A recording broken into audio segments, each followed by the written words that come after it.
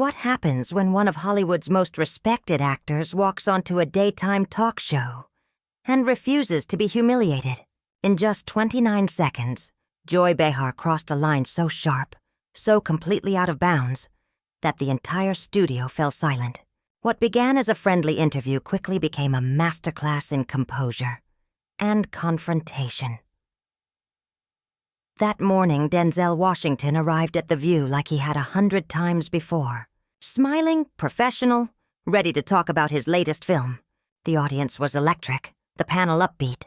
Whoopi Goldberg opened with warmth, asking about the film's themes, its message, its making. Denzel answered with grace, humor, insight, and that signature quiet charm. Then Joy leaned forward. "So, Denzel," she began, her tone deceptively casual. "Your new movie deals with some heavy themes about justice and morality. Do you really think you're the right person to be lecturing America about morality, given some of the roles you've played?" The studio went still. Whoopi's eyes widened. Sunny Hostin shifted in her seat. Even the audience froze, sensing what was coming. Denzel smiled, calm, measured, but not warm. "I don't think I'm lecturing anyone, Joy. I'm an actor. I tell stories. Some of them make people uncomfortable. And that's kind of the point." But Joy wasn't finished. Her tone hardened.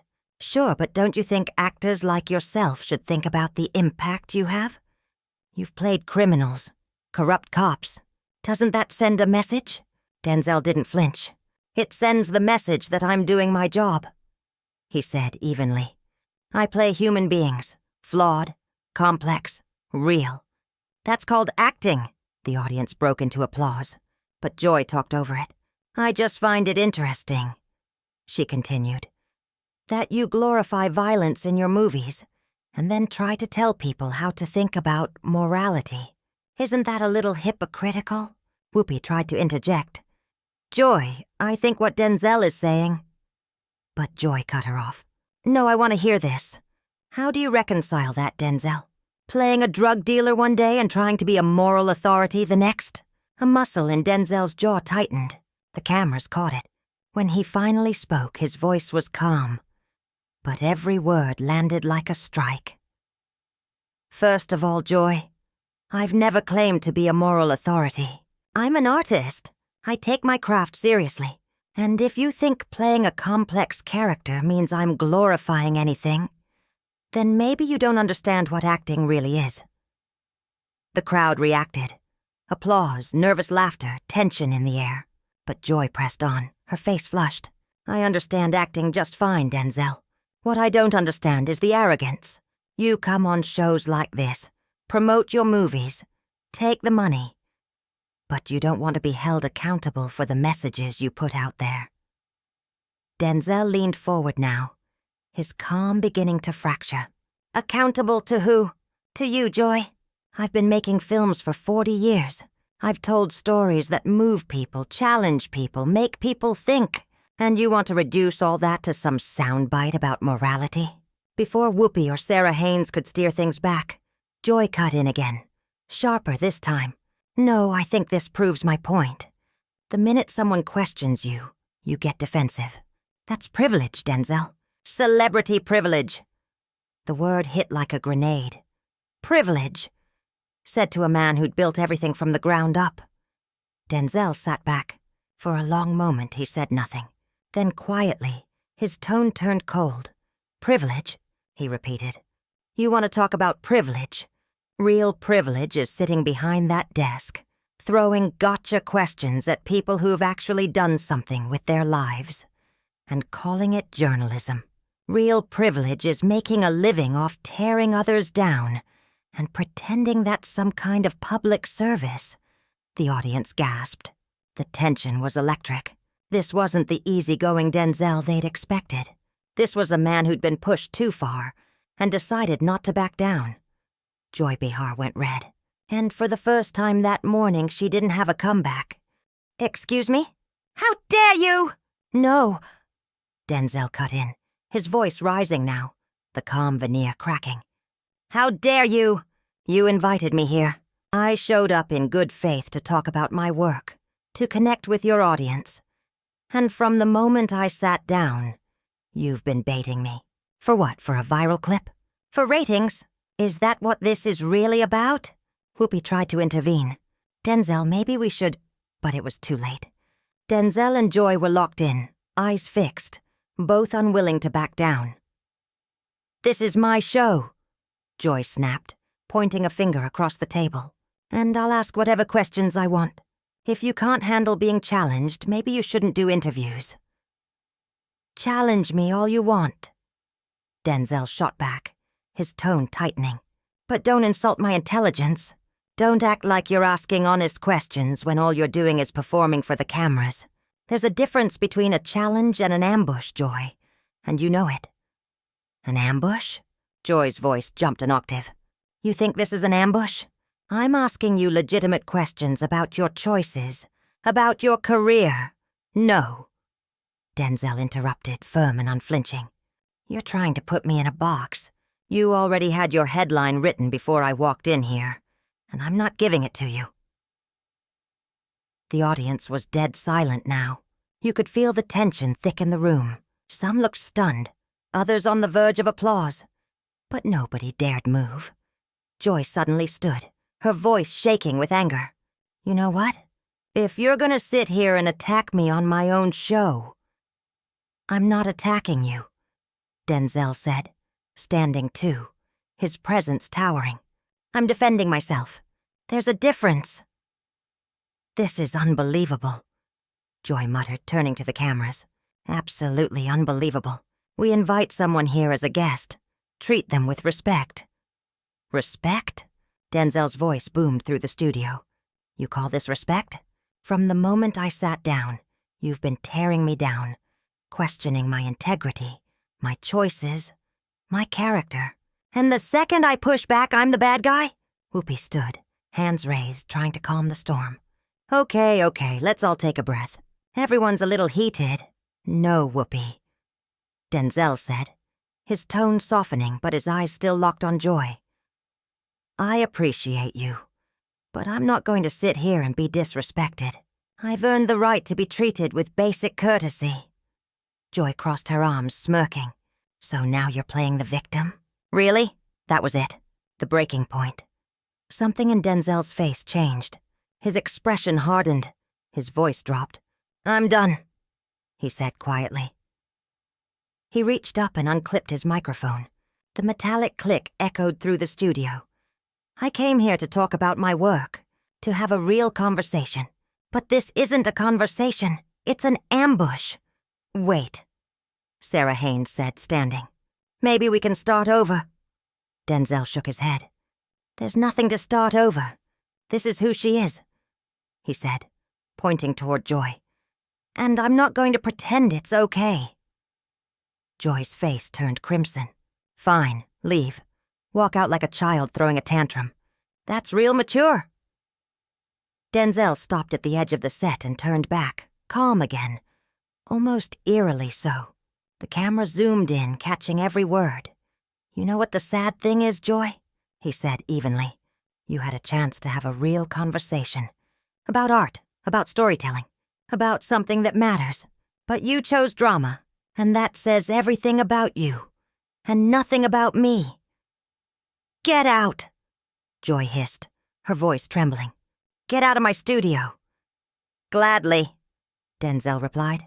He paused, looked around the silent room, then added with devastating calm, I hope whatever you got out of this was worth it.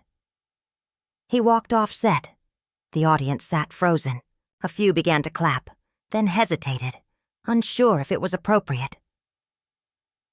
The camera lingered on Joy's face, flushed, shaken, scrambling to regain control. Whoopi finally exhaled and turned to the crew. We're going to take a break.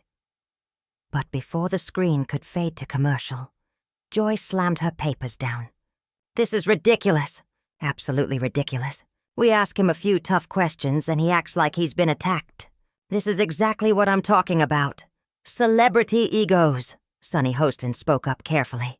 Joy, maybe those questions came across differently than you meant. Don't! Joy snapped. "Don't you dare take his side right now!" "I'm not taking anyone's side," Sunny replied softly. "I'm just saying. Maybe we could have approached it differently." Joy's eyes darted around the table. "Oh, I see.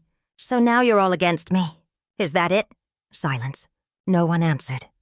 Only the low hum of the studio lights filled the air, along with the unmistakable sense that something irreversible had just happened on live television. "Nobody's against you," Whoopi said firmly, her tone calm but final. "But we need to go to commercial. Right now." The red light above the camera went dark. The feed cut. But the damage was already done. In the control room, producers were shouting over each other, trying to figure out what to do next. In the studio, the audience sat in stunned silence, still processing what they had just witnessed. And somewhere down the hallway, Denzel Washington was walking out of the building, his head high, his dignity intact, but his patience gone. What made this moment so explosive wasn't just the argument. It was what it exposed. Here was Joy Behar, a woman who built her entire persona on being outspoken and fearless, suddenly unable to handle being challenged herself. A host who prided herself on tough questions, unraveling the instant someone pushed back. And on the other side sat Denzel Washington, a man who had every reason to walk into that studio with ego and entitlement, but instead arrived calm, humble, and professional. He gave respect and expected the same. What he got instead was a performance. Everyone in that room felt it. Everyone watching at home knew it. This wasn't a movie star throwing a tantrum. It was a man refusing to be disrespected. In the green room before leaving, Denzel spoke briefly to a shaken producer. His voice was low, even, all trace of anger gone.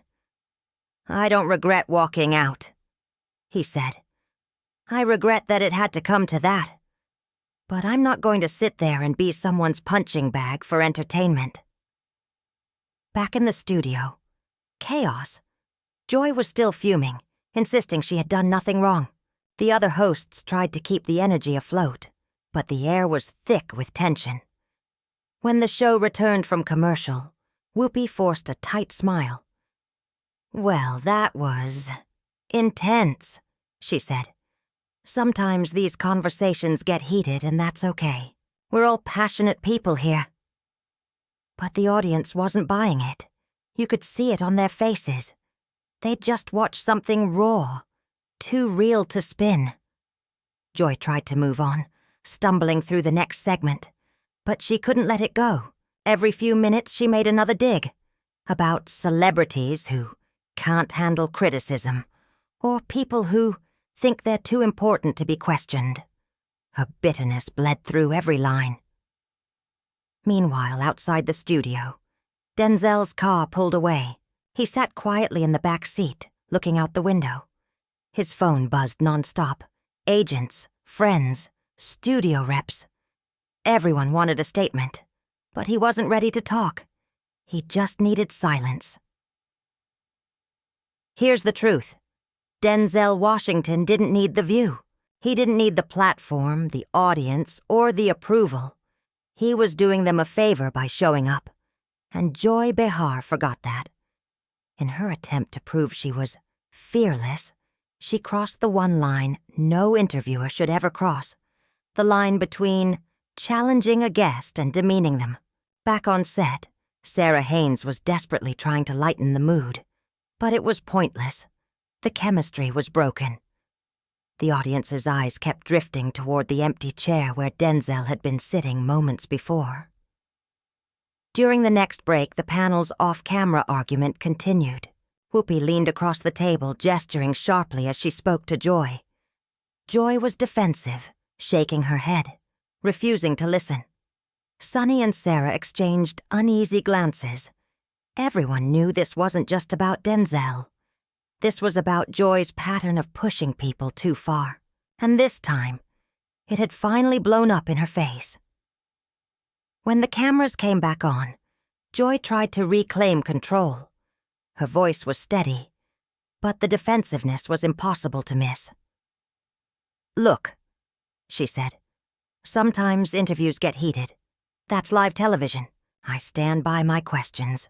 They were fair. And if Mr. Washington couldn't handle them, that's on him." The response was tepid. A few half-hearted claps. Mostly silence, because everyone knew the truth. They'd seen the tone. They'd heard the words. And they knew who had crossed the line. What should have been a simple, friendly interview had become a televised lesson in respect and the consequences of forgetting it. Denzel Washington walked out that day with his integrity intact. Joy Behar, on the other hand, was left standing on her own stage, facing an audience that no longer seemed sure who to applaud for. It wasn't about ego. It wasn't about power. It was about dignity and knowing when to walk away. It wasn't about being thin-skinned or unwilling to face tough questions. It was about a man who understood his worth and refused to let anyone turn that worth into a punchline for entertainment. As the cameras powered down and the closing music faded, there was no laughter in the studio, no easy banter to lighten the air. The hosts exchanged polite goodbyes, but the atmosphere was heavy, tense, uneasy. The audience shuffled out quietly, knowing they had witnessed something far more real than daytime television usually allows. Within an hour, the clips hit social media. By lunchtime, they were everywhere. Millions of views, thousands of comments. One hashtag, #Denzel on the View. Some defended Joy Behar, claiming she was just doing her job. But the overwhelming sentiment sided with Denzel. People weren't watching a man crumble under pressure. They were watching someone draw a line between journalism and provocation, between curiosity and disrespect. Other actors and public figures began weighing in. Stories surfaced of other interviews gone wrong, of hosts who mistook rudeness for authenticity. The moment had sparked a larger conversation about professionalism, about power dynamics on talk shows, about the quiet dignity that still means something in a noisy, performative world. Through it all, Denzel Washington said nothing. No tweets, no press statements, no follow-up appearances. He didn't need to explain or justify what everyone had already seen with their own eyes. His silence spoke louder than any post-show spin ever could. By the next morning, the verdict was clear. Denzel hadn't lost his temper. He hadn't shouted, insulted, or stormed out in anger. He had simply refused to be disrespected, calmly, firmly, and with absolute conviction. That kind of composure is its own form of strength, and it reminded the world why Denzel Washington has lasted for decades at the top of his field. Not just because of talent, but because of character. Joy Behar learned a hard truth that day. Not everyone needs your platform. Some people are the platform. When you try to make someone like that look small, you only end up shrinking yourself. The View went on, of course. The show always does. But something changed. Viewers saw behind the curtain. Well, they saw the cost of manufactured conflict and the quiet power of self-respect. It wasn't the host with the mic who came out looking strong. It was the guest who stood his ground with grace. This wasn't just a viral TV spat.